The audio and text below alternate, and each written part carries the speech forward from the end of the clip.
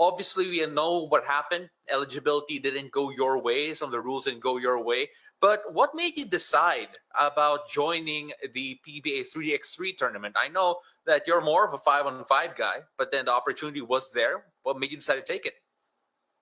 Yeah, well, obviously we all know what happened with the PBA draft. I wasn't able to make it. But what made me decide to take the offer was I was home for a whole year, not playing at all. So I feel like to come out here back to the Philippines and, play in the Philippines again, I'll never pass up on an opportunity like that. And I feel like this would be good for me to get used to the Philippine style of basketball, the physicality of 3-on-3, and get me ready for the PBA next year. And Jeremiah, I'm curious. We're so used to playing, I guess, 5-on-5. How does that adjust the three x three play? I mean, are there specific skills you need to develop that's different from what you're used to?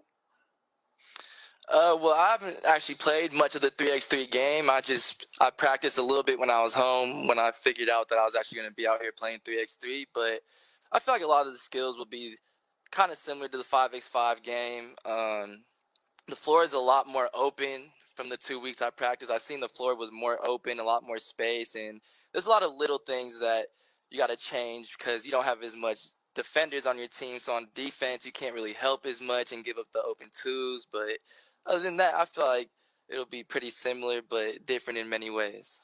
Man, how often do you think your knowledge of the pick and roll is gonna figure out into this one? Because 3x3, boy, you're gonna run pick and roll over and over and over again. Yeah, I mean, probably pick and roll a lot, try to get mismatches where we can get them.